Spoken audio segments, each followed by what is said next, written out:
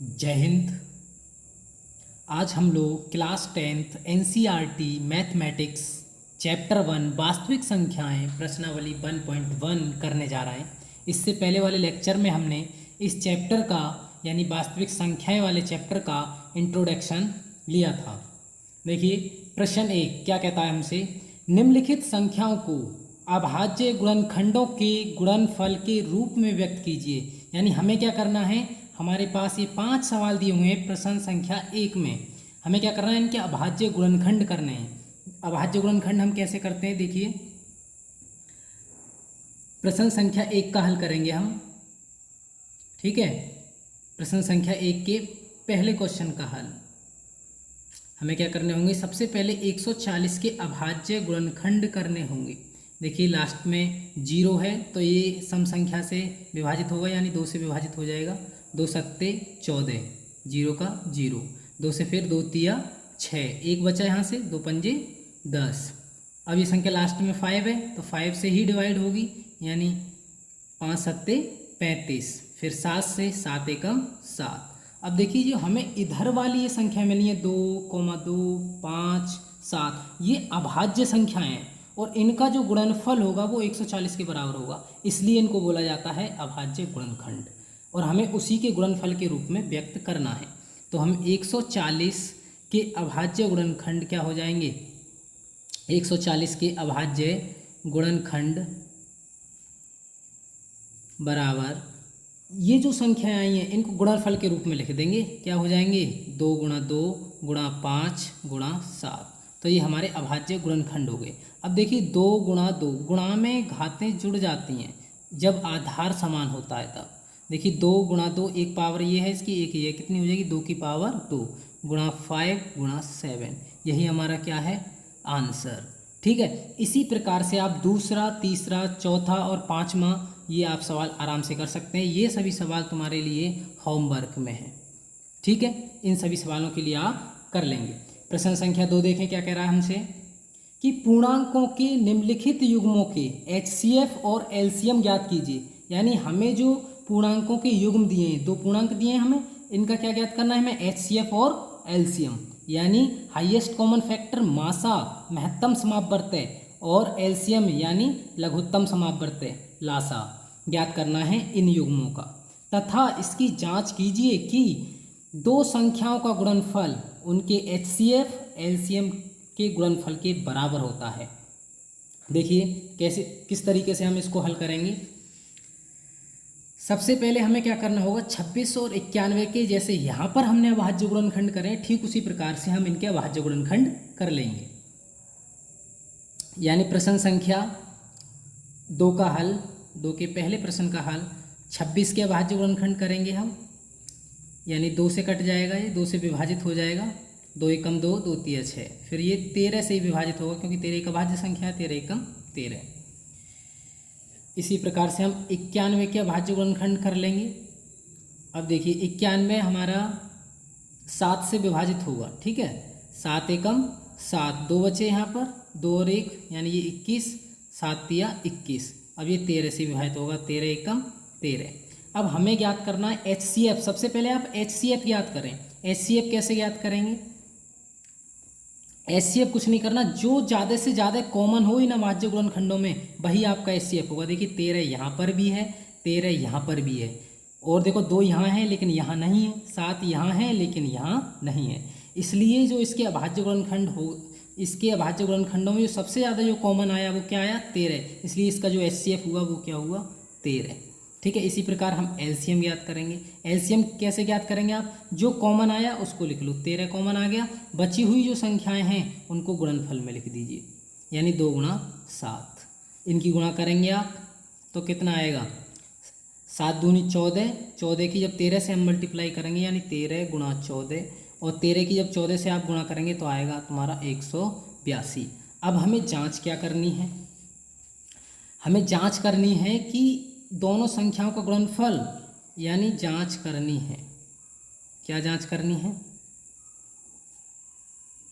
दोनों संख्याओं का गुणनफल, दोनों संख्याओं का गुणनफल गुणनफल किसके बराबर होगा, HCF गुणा LCM के बराबर होगा। ठीक है, ये हमें जांच करनी है। अब संख्याएं क्या है हमारे पास, 26 और 91। ठीक है, 26 और 91, इनकी गुणा करें आप, 26 गुणा 91 किसके बराबर होंगे ये, HCF और LCM के। HCF कितना आया 13 गुणा LCM कितना आया 182। आप इनकी गुणा करिए। देखिए 26 की जब हम 91 से गुणा करेंगे, 26 एकम 26, 2 हासिल के। ठीक है, 26 निम्मा कितने हो गए 234, 234 और 2 236। ठीक, इसी प्रकार से हम इधर गुणा कर लेंगे। 13 दूनी 26, 2 हासिल के, 13 अट्ठे 104, 104 और 2 106, 10 हासिल के, 13 एकम 13, 13 और 10 23। यानी हमें दोनों संख्याओं का गुणनफल यानी 26 और 91 का गुणनफल किसके बराबर मिला, उसके HCF और LCM के गुणनफल के बराबर। ठीक है, यही हमें क्या करनी थी, यही हमें जांच करनी थी, यही जांच करनी थी। तो इस तरीके से आपको ये सवाल करने हैं। ठीक है, आगे आते हैं। देखिए दूसरा और तीसरा जो प्रश्न है आप इन्हें होमवर्क में करेंगे। ठीक है, ये प्रश्न और ये तीसरा, ये आपको होमवर्क में करना है। बिल्कुल आपको इसी तरीके से इसको सॉल्व करना है। ठीक है, आगे आते हैं। प्रश्न संख्या 3 देखें। प्रश्न संख्या 3 हमसे क्या कह रहा है, देखिए क्या कह रहा है प्रश्न संख्या 3 कि अभाज्य गुणनखंड विधि द्वारा निम्नलिखित पूर्णांकों के LCM और HCF ज्ञात कीजिए। हमें क्या ज्ञात करना है, इनका LCM और HCF ज्ञात करना है। तो हमें सबसे पहले यानी किसका हल करने जा रहे हैं, हम प्रश्न संख्या 3 के पहले सवाल को हल करने जा रहे हैं। इसी तरीके से आपको एग्जाम में लिखना है सुंदर राइटिंग में। अगर आपको 100% सफलता चाहिए, आप डेली लेक्चर देखिएगा, आप मैथ के अंदर 100 में से 100 मार्क्स ला सकते हैं। आपको बस सुंदर राइटिंग में लिखना है, इतना ध्यान रखना है। देखिए क्या ज्ञात करना है, अभाज्य गुणनखंड विधि द्वारा निम्नलिखित पूर्णांकों के LCM और HCF ज्ञात कीजिए। यानी अभाज्य गुणनखंड विधि, सबसे पहले इन संख्याओं के अलग अलग हमें अभाज्य गुणनखंड करने होंगे, फिर उसके बाद हमें क्या निकालना है, LCM और HCF ज्ञात करना है। तो सबसे पहले हम 12 के अभाज्य गुणनखंड कर लेते हैं। 2 से डिवाइड करेंगे 6 बार जाएगा। ठीक है, फिर 2 से डिवाइड करेंगे 3 बार जाएगा, फिर हम 3 से डिवाइड करेंगे 1 बार जाएगा। इसी प्रकार से हम 15 के अभाज्य गुणनखंड करेंगे। 3 पंजे 15, 5 एकम 5। इसी प्रकार से हम 21 के अभाज्य गुणनखंड करेंगे। 3 सत्ते 21, 7 एकम 7। अब देखिए हमें क्या ज्ञात करना है, सबसे पहले HCF ज्ञात करिए आप इन संख्याओं का। HCF क्या होगा, देखिए HCF जो ज़्यादा से ज़्यादा कॉमन हो। देखो 3 यहाँ पर भी हैं, 3 यहाँ पर भी हैं, 3 यहाँ पर भी हैं, तो 3 लिख दीजिए। और कोई संख्या है, 2 यहाँ है लेकिन यहाँ नहीं है। ठीक है, 5 यहाँ है लेकिन यहाँ नहीं है, 7 यहाँ है, यहाँ नहीं है। तो आपका जो HCF हुआ वो कितना हुआ, 3। अब आपको क्या ज्ञात करना है, LCM मैंने बताया जो कॉमन आ गया सबसे ज़्यादा उसे लिख दीजिए। 3 तो लिख गया, बची हुई संख्याएं क्या बची हुई हैं, 2 गुणा 2, यहाँ से क्या बचा हुआ है 5, यहाँ से क्या बचा हुआ है 7। इन संख्याओं की आप गुणनफल कीजिए, LCM आ जाएगा। यानी 3 दूनी 6, 6 दूनी 12 और 12 पंजे 60 और 60 सत्ते 420। तो ये आपका आंसर हो गया। ठीक इसी प्रकार से आपको दूसरा और तीसरा प्रश्न हल करना है। ठीक है, आगे हम पढ़ते हैं प्रश्न संख्या 4। चौथा प्रश्न देखें, हमसे क्या कह रहा है कि HCF 306 और 657 का जो HCF है वो 9 है। हमें क्या ज्ञात करना है, LCM ज्ञात करना है इन्हीं दो संख्याओं का। देखो अभी हमने सीखा कि जो दो संख्याओं का गुणनफल होता है वो किसके बराबर होता है, उनके HCF और LCM के बराबर होता है। अब हमें संख्याएं भी दी हुई हैं, HCF भी ज्ञात है, यानी 4 चीज़ों में रिलेशन है। तो हम 3 चीज़ें हमें ज्ञात हैं, तो एक चीज़ तो हम डिफाइन कर सकते हैं ना। तो देखिए इसको हल करेंगे, प्रश्न संख्या 4 को हल करेंगे। क्या दिया है हमें, दिया है 306 और 657 का HCF कितना है 9। हमें ज्ञात क्या करना है, इसका LCM ज्ञात करना है। ठीक है, हम जानते हैं कि LCM गुणा HCF किसके बराबर होता है, दोनों संख्याओं का गुणनफल। किसके बराबर, दोनों संख्याओं का गुणनफल। अब आप दोनों संख्याओं का क्या कर देंगे, गुणनफल कर देंगे, गुणनफल ज्ञात करेंगे। LCM कितना दिया है आपको, निकालना है LCM, तो HCF दिया है, HCM कितना दिया है 9। तो एलसीएम तो हमें ज्ञात करना है, एलसीएम आप ऐसे ही लिख लीजिए और एचसीएफ कितना दिया है 9 और दोनों संख्याओं की गुणा कर दीजिए। संख्या क्या है 306 और 657, 306 गुणा 657, इनकी गुणा कीजिए आप इन दोनों संख्याओं की। देखिए यहाँ पर ये गुणा में है 9, जब इधर आएगा तो ये भाग में आ जाएगा, ठीक है। इधर 306 गुणा 657 और भाग लग जाएगी 9 से, ठीक है। 9 से अब भाग देंगे, 9 एकम 9 और 9 तिया 27, 3 बचे, 9 चौक 36, यानी हमें 34 से गुणा करनी है किसको 657 को। जैसे ही हम 34 की 657 से गुणा करेंगे, कर लीजिए 657 की गुणा किससे करेंगे आप 34 से गुणा कर दीजिए। 4 सत्ते 28, 2 हासिल के, 5 चौक 20, 20 और 2 22, 6 चौक 24, 24 और 2 कितने हो गए 26। इसी प्रकार से 3 से गुणा करिए, 3 सत्ते 21, 2 हासिल के, 3 पंजे 15, 15 और 2 कितने हो गए 17, 1 हासिल का, 3 छंग 18 और 1 19। इन सभी संख्याओं क्या कर दीजिए जोड़ दीजिए, ठीक है। 8 और 2 और 1 3, 6 और 7 कितने हो गए 13, 1 हासिल का, ये कितने हो गए तुम्हारे 12 और 1 इधर, ठीक है। 1 हासिल का कितने हो गए 22,338। तो हमारा जो आंसर आया इसका कितना है 22,338 हमारा करेक्ट आंसर हुआ। एलसीएम कितना आ गया हमारा 22,338। अगला क्वेश्चन देखें कि जांच कीजिए कि प्रश्न संख्या 5, जांच कीजिए कि क्या किसी प्राकृतिक संख्या n के लिए 6 की पावर n अंक 0 पर समाप्त होगी। देखिए प्राकृतिक संख्या, इससे पहले वाले लेक्चर में हमने सीखा था कि प्राकृतिक संख्याएं क्या होती हैं, नेचुरल नंबर, यानी 1 2 3 जिन्हें हम गणना करने में प्रयुक्त करते हैं वो प्राकृतिक संख्याएं कहलाती हैं, ठीक है। तो यहाँ पर देखिए n का मान 1 हो सकता है, 2 हो सकता है, जहाँ n का मान क्या हो सकता है 1 हो सकता है, 2 हो सकता है, 3 हो सकता है, बहुत सारी संख्या हो सकती हैं। ये पूछ रहा 6 की पावर n 0 पर समाप्त हो सकती है। एक बार आप देखिए 6 की पावर 1 करिए कितना आएगा 6 आएगा, 6 की पावर 2 करिए यानी 6 की आप 6 से गुणा करेंगे, 6 का वर्ग कितना होगा 6 चंग 36। अब 6 की पावर आप 3 करके देखिए तो 6 गुणा 6 गुणा 6 यानी 6 चंग 36 और 36 छंग 216। तो इस प्रकार से ये कभी भी 0 पर समाप्त नहीं होगा, हमेशा 6 पर समाप्त होगा। क्यों होगा, क्योंकि 6 के जो अभाज्य गुणनखंड होंगे वो केवल 2 गुणा 3 होंगे, ठीक है। तो आप इसका केवल क्या हल लिखेंगे कि 6 की पावर n किसी भी प्राकृतिक संख्या n के लिए, किसी भी प्राकृतिक संख्या n के लिए, किसी भी प्राकृतिक संख्या n के लिए 6 की पावर n कभी भी 0 पर, कभी भी 0 पर समाप्त नहीं होगा, समाप्त नहीं होगा। क्यों नहीं होगा, क्योंकि जो 6 की पावर n के जो अभाज्य गुणनखंड है इसको हम ऐसे लिखते हैं, 6 के अभाज्य गुणनखंड क्या होंगे 2 गुणा 3 की पावर n।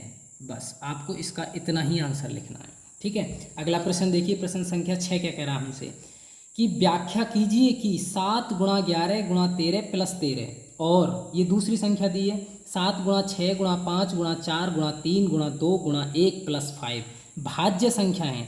कल हमने सीखी थी भाज्य संख्याएं। भाज्य संख्याएं कौन सी होती हैं, यानी भाज्य संख्याएं कौन सी होती हैं, वे संख्याएं जो स्वयं और एक के अलावा किसी अन्य संख्या से विभाजित होती हैं, क्या कहलाती हैं, भाज्य संख्याएं कहलाती हैं, ठीक है। तो सबसे पहले हमें जो पहली संख्या दी है 6 में, जो पहली संख्या दी है वो क्या है 7 गुणा 11 गुणा 13 प्लस 13।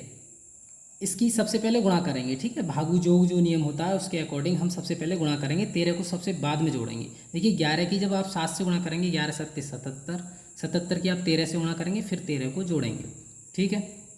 तो आपको संख्या मिलेगी 13 सत्ते 91, 9 हासिल के और 13 सत्ते 91 और 9 यानी 100 और प्लस के 13 कितने हो गए, ये हमारे 1014 हो गए। अब हमें क्या करना होगा 1014 के अभाज्य गुणनखंड करेंगे आप, 1014 की अभाज्य गुणनखंड करके देखेंगे। अगर 1014 किसी संख्या से विभाजित नहीं होती है, मतलब स्वयं से और एक से होती है तो अभाज्य होगी। अगर ये किसी अन्य संख्या से विभाजित हो जाती है तो ये भाज्य होगी, ठीक है। अब देखिए यहाँ सम संख्या है तो 2 से विभाजित हो गई, 2 पंजे 10, 1 में भाग जाएगी नहीं तो 0 लगाएंगे, 2 सत्ते 14, ठीक है। फिर आप देखेंगे क्या ये किस संख्या से विभाजित होगी, आप देखें हो जाएगी, 3 से विभाजित हो जाएगी। देखिए 3 एकम 3, 2 बचे 3 6 18, 3 9 27।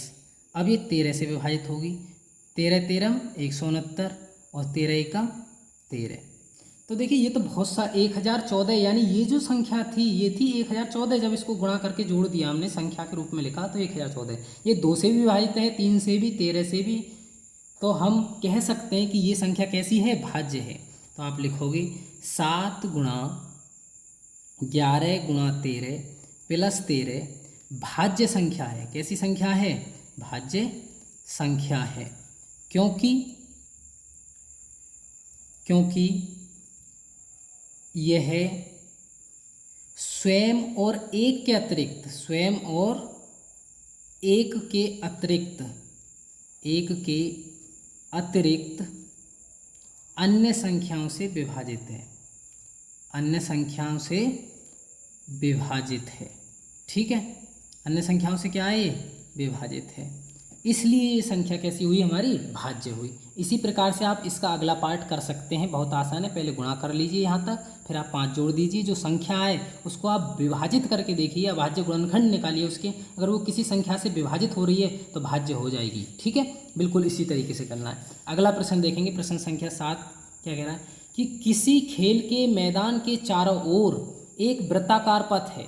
ठीक है, इस मैदान का एक चक्कर लगाने में सोनिया को 18 मिनट लगते हैं, जबकि इसी मैदान का एक चक्कर लगाने में रवि को 12 मिनट लगते हैं। मान लीजिए कि वे दोनों एक ही स्थान और एक ही समय पर चलना प्रारंभ करके एक ही दिशा में चलते हैं, कितने समय बाद वे दोनों अपने प्रारंभिक स्थान पर मिलेंगे।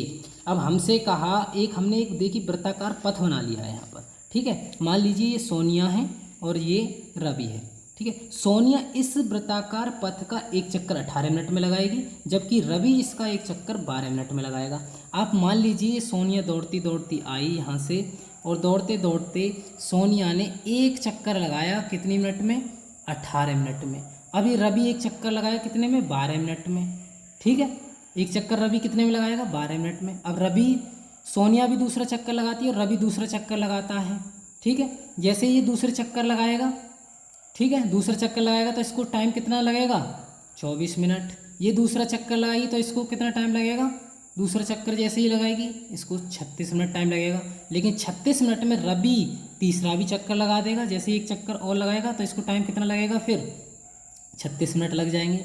ठीक है, 36 मिनट लग जाएंगे। तो हमें क्या करना होगा, इस कम से कम जो मिल रहा है, ये तीसरे चक्कर पर आकर के रवि के 3 चक्कर हो जाएंगे, सोनिया के 2 चक्कर हो जाएंगे, पुनः ये इसी स्थान पर आकर के मिलेंगे। यानी हमें क्या करना होगा, 12 और 18 का क्या निकालना होगा, एलसीएम ज्ञात करना होगा। क्या ज्ञात करना होगा, एलसीएम। तो इसका हल क्या होगा,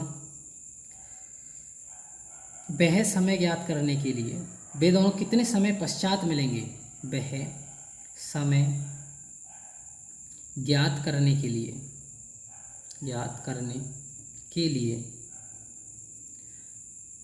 18 और 12 का एलसीएम ज्ञात करना होगा, एलसीएम ज्ञात करना होगा। आप एलसीएम ज्ञात कर दीजिए। एलसीएम ज्ञात करना आप जानते हैं, 18 का अलग फैक्टर कर लीजिए, 12 के अलग फैक्टर कर लीजिए और एलसीएम आप ज्ञात कर दीजिए। 2 नेम 18, 3 तिया 9 और 3 एकम 3। इसी प्रकार से 2 छिंग 12 और 2 तिया 6 और 3 एकम 3। अब देखिए हमें क्या ज्ञात करना है, एलसीएम इसका। देखिए 3 यहाँ पर भी हैं, 3 यहाँ पर भी हैं, लिख दीजिए। 3 यहाँ पर भी हैं लेकिन यहाँ नहीं है, तो 2 यहाँ पर है, 2 यहाँ पर है, गुणा में 2 लिखिए। बचा 3 और 2, 3 और 2, 3 गुणा 2। इन संख्याओं की आप गुणा करिए। 3 दूनी 6, 6 तिया 18, 18 दूनी 36। तो हमारा जो आंसर आया वो कितना आया, 36 मिनट। यानी ये दोनों कितने मिनट बाद मिलेंगे, 36 मिनट बाद। आज के लिए इतना ही काफ़ी। आज हमने ये एक्सरसाइज 1.1 एनसीईआरटी के सभी क्वेश्चंस को हल किया। बाकी जो बिल्कुल सेम क्वेश्चन थे वो मैंने आपको होमवर्क में दिए, आप इन्हें होमवर्क में बिल्कुल अभी कंप्लीट करें। जय हिंद, जय भारत।